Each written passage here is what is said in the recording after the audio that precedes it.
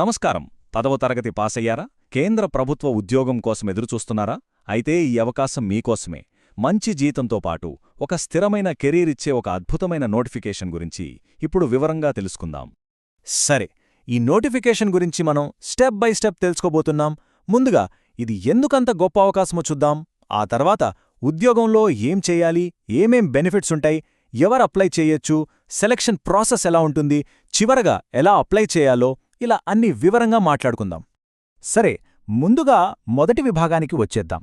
Council of scientific and industrial research అంటే CSIR వాళ్ళు విడుదల చేసిన ఈ అటెండర్ నోటిఫికేషన్ ఎందుకు ఇంత స్పెషలో చూద్దాం పదండి.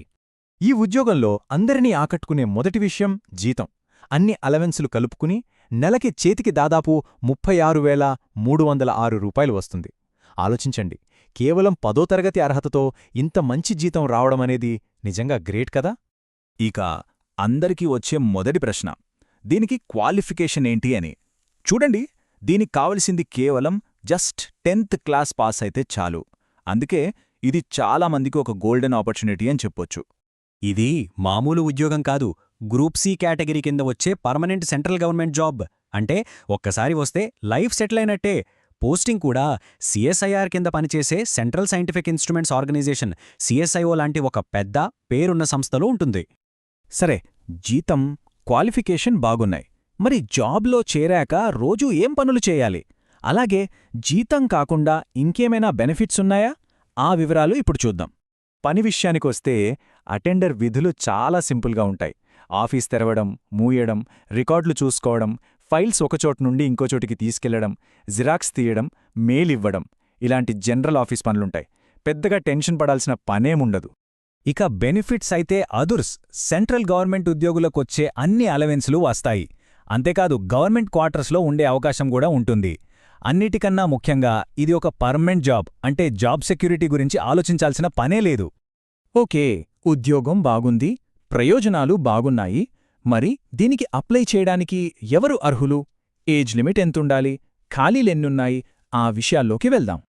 ఇక్కడ ఒక చిన్న పాయింట్ గమనించాలి. మినిమం క్వాలిఫికేషన్ అయితే 10th క్లాస్. కానీ ఒకవేళ ఇంటర్మీడియట్ పాస్ అయిన వాళ్లు కూడా అప్లై చేస్తే వాళ్లకి కొంచెం ప్రిఫరెన్స్ ఇచ్చే అవకాశముంది. అలా అని 10th వాళ్లు అప్లై చెయ్యకూడదని కాదు, ఖచ్చితంగా చెయ్యొచ్చు. వాళ్లు కూడా పూర్తిగా అర్హులే. వయసు విషయానికొస్తే 18 నుంచి 25 ఏళ్ల మధ్యలో ఉండాలి. అయితే రిజర్వేషన్ కేటగిరీల వారికి గవర్నమెంట్ రూల్స్ ప్రకారం ఏజ్ రిలాక్సేషన్ కూడా ఉంటుంది. ఈ నోటిఫికేషన్లో మొత్తం 7 పోస్టులున్నాయి. ఇందులో 4 ఓపెన్ కేటగిరీకి, 2 ఓబీసీ వారికి, 1 ఈడబ్ల్యూఎస్ వారికి కేటాయించారు. ఇక అందరూ చాలా ఆసక్తిగా ఎదురుచూసే టాపిక్ సెలక్షన్ ప్రాసెస్. ఈ ఉద్యోగానికి ఎలా సెలెక్ట్ చేస్తారు? ఎగ్జామ్ ఉంటుందా? ఉంటే ఎలా ఉంటుంది చూద్దాం. సెలక్షన్ ప్రాసెస్ చాలా సింపుల్ అండి. మొత్తం 3 స్టెప్పులు. ఫస్ట్, ఆన్లైన్లో అప్లై చేయాలి. సెకండ్, ఒకే ఒక్క రాత పరీక్ష రాయాలి. థర్డ్, ఆ ఎగ్జామ్లో మంచి మార్కులు తెచ్చుకుంటే జాబ్ మీదే. పరీక్షా విధానం చూస్తే ఇది 10th స్టాండర్డ్ లెవెల్లోనే ఉంటుంది. మొత్తం 150 ప్రశ్నలు, 450 మార్కులకు. టైం 2 గంటలు. ఇక్కడొక ముఖ్యమైన విషయమేంటంటే నెగటివ్ మార్కింగ్ ఉంది. ప్రతి తప్పు సమాధానానికి 1 మార్కు కోసేస్తారు. సో తెలిసినవే పెట్టడం చాలా ముఖ్యం. ఈ ఎగ్జామ్లో మంచి స్కోర్ చేయాలంటే జనరల్ అవేర్నెస్పై బాగా ఫోకస్ చేయాలి.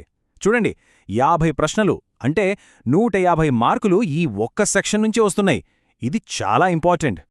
జనరల్ అవేర్నెస్ ఎంత ముఖ్యమో ఇంగ్లీష్ లాంగ్వేజ్ కూడా అంతే ముఖ్యం. దీనికి కూడా 50 ప్రశ్నలు, 150 మార్కులున్నాయి. అంటే మొత్తం పేపర్లో సగానికి పైగా మార్కులు ఈ 2 సబ్జెక్టుల నుంచే వస్తున్నాయి. సో ఈ రెండింటినీ బాగా ప్రిపేర్ అవ్వాలి. సరే, అంతా బావుంది.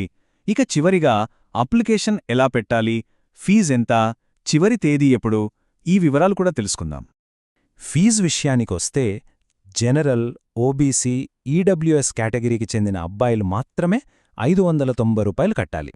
మిగతా వాళ్లు అంటే ఎస్సీ, ఎస్టీ, వికలాంగులు, మాజీ సైనికులు, ఇంకా ఏ కేటగిరీకి చెందిన మహిళలైనా సరే వాళ్లకి ఫీజు 0. ఒక్క రూపాయి కూడా కట్టాల్సిన పని లేదు. ఈ తేదీలు చాలా ముఖ్యం, నోట్ చేసుకోండి. అప్లికేషన్లు జనవరి 3, 2026న మొదలవుతాయి. అప్లై చేయడానికి చివరి తేదీ ఫిబ్రవరి 9, 2026. లాస్ట్ మినిట్ వరకు ఆగకుండా ముందే అప్లై చేయడం మంచిది.